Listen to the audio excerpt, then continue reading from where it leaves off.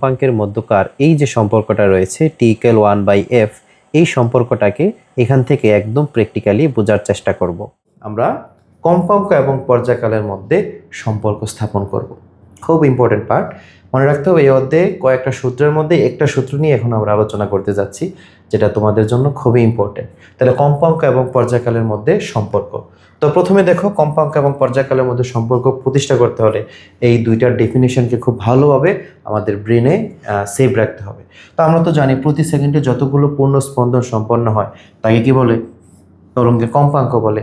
আর একটা পূর্ণ স্পন্দন সম্পন্ন করতে যে সময় লাগে সেটাকে কি বলে? পর্যায়কাল বলে, ঠিক না? তাহলে এখন কি আমরা এইভাবে লিখতে পারি না যে টি সময়ে স্পন্দন সংখ্যা কয়টি? একটি। এটা কোত্থেকে লিখলাম? এই পর্যায়কালের ডেফিনেশন থেকে, যে তরঙ্গ একটা পূর্ণ স্পন্দন করতে যে সময় লাগে সেই সময়টাকে কি পর্যায়কাল বলছি। তাহলে পর্যায়কালটাকে যদি আমরা কি ধরি? টি ধরে নিই। পর্যায়কালটাকে কি ধরে নিই? টি ধরে নিই। তাহলে টি সময়ে স্পন্দন সম্পন্ন হয় কয়টি? একটি। এবার ঐকিক নিয়ম অনুযায়ী আমরা কি লিখতে পারি? 1 বা একক সময়ে স্পন্দন সংখ্যা কি হবে? এখানে যা থাকে এটা কি নিচে বসে না? তাহলে আমরা 1/t এটা লিখতে পারি।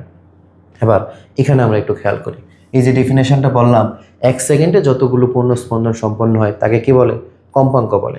তাহলে এখানে কি এক সেকেন্ডে এতগুলো পূর্ণ স্পন্দন সম্পন্ন হইল না? তাহলে আমরা কম্পাঙ্কের যে ডেফিনেশন, ওই ডেফিনেশন অনুযায়ী এই লেখাটার পরিবর্তে কম্পাঙ্ক লিখতে পারি না? যে কম্পাঙ্ক লিখলাম, যে কম্পাঙ্ক হচ্ছে কি এফ ইকুয়াল হচ্ছে কি 1/t। ক্লিয়ার? তাহলে এইভাবে আমরা খুব সহজেই এই পর্যায়কাল এবং কম্পাঙ্কের মধ্যে সম্পর্ক স্থাপন করতে পারি, এবং সেই সম্পর্কটা হচ্ছে কি F=1/t। তো 1/t মানে কি? কম্পাঙ্ক এবং পর্যায়কাল এই দুইটা হচ্ছে ব্যস্তানুপাত। এই পর্যায়কাল যত বেশি হবে, মনে রাখতে হবে, কম্পাঙ্ক তত কম হবে। এই পর্যায়কাল যত কম হবে, কম্পাঙ্ক তত বেশি হবে। আর এই সমীকরণটা ব্যবহার করে আমরা কম্পাঙ্কের একটা কি বের করতে পারি? আরও একটা একক বের করতে পারি। দেখো, সময়ের এককটা আমরা জানি সেকেন্ড। তাহলে এটা তো 1/s হয়ে গেল, ঠিক না? আমি যদি এসটাকে উপরে নিয়ে আসতে চাই তাহলে এটা কি হয়ে যাবে? ইনভার্স হয়ে যাবে। তাহলে কম্পাঙ্কের একটা একক আমরা কি জানি? হার্জ। এবং আরও একটা একক হচ্ছে পার সেকেন্ড বা সেকেন্ড ইনভার্স 1। মনে থাকবে? তাহলে এই সমীকরণ দিয়ে কিন্তু আমরা হার্টসকে সংজ্ঞায়িত করছিলাম, মনে আছে? 1 হার্টস বা কি 1 হার্টস কাকে বলে, এটা ডেফিনেশনটা আমরা দিয়েছিলাম, যে এক সেকেন্ডে যদি একটি পূর্ণ স্পন্দন সম্পন্ন হয় তবে সেই কম্পাঙ্কটাকে বলা হবে কত হার্জ? 1 হার্জ। ক্লিয়ার? আমরা কম্পাঙ্ক এবং পর্যায়কালের মধ্যে যে সম্পর্কটা, এটা খুব ভালোভাবে মোটামুটি নিজেদের আয়ত্তে নিয়ে নিতে পারছি, ঠিক আছে? এখন এটাকে আরও পাকাপোক্ত করবো আমরা একটা 3D ভিজুয়ালের মাধ্যমে। তো আমরা খুব মনোযোগ সহকারে এই অ্যানিমেটেড সিমুলেশন ক্লাসটা ভালোভাবে বোঝার চেষ্টা করব। দেখো, হ্যালো শিক্ষার্থী বন্ধুরা, নতুন একটি সিমুলেশন ক্লাসে তোমাদের সকলকে ওয়েলকাম জানাচ্ছি। আমরা আমাদের আজকের এই সিমুলেশন ক্লাসটিতে আমরা এই দোলনকাল এবং কম্পাঙ্কের মধ্যকার এই যে সম্পর্কটা রয়েছে T=1/f, এই সম্পর্কটাকে এখান থেকে একদম প্র্যাকটিক্যালি বোঝার চেষ্টা করব। এখানে এই পর্যায়কাল এবং কম্পাঙ্কের মধ্যকার এই সম্পর্কটা হচ্ছে ব্যস্তানুপাত সম্পর্ক। ব্যস্তানুপাত মানে হচ্ছে যদি কম্পাঙ্ক বেড়ে যায় তাহলে পর্যায়কাল কমে যাবে, আবার যদি কম্পাঙ্ক কমে যায় পর্যায়কাল বেড়ে যাবে। ঠিক সেম, যদি পর্যায়কাল বেড়ে যায় কম্পাঙ্ক কমে যাবে, অথবা যদি পর্যায়কাল কমে যায় কম্পাঙ্ক বেড়ে যাবে।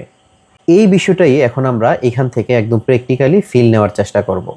তো শুরুতেই দেখো, সময় হচ্ছে 4 সেকেন্ড, তখন এই কম্পাঙ্ক দেখাচ্ছে 0.25 হার্জ।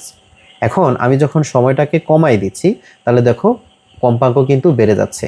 তাহলে এই সময়টা যখন কমে যাচ্ছে, কম্পাঙ্ক দেখো বেড়ে অলরেডি 0.39 হার্জ হয়ে গিয়েছে। এবং এই যে কম্পাঙ্কটা বেড়ে গিয়েছে এটা কিন্তু আমরা এই জায়গায় প্র্যাকটিক্যালি দেখতে পারতেছি। আমি সময়টাকে আরও কমাই দিচ্ছি, তাহলে দেখো কম্পাঙ্ক এখন হয়ে গেল 0.67 হার্জ, যেটা আগের তুলনায় অনেকটাই বেড়ে গেছে। এবং সেটা যে বেড়ে গেছে এটা আমরা এই জায়গায় লাইভ প্র্যাকটিক্যালি দেখতে পাচ্ছি।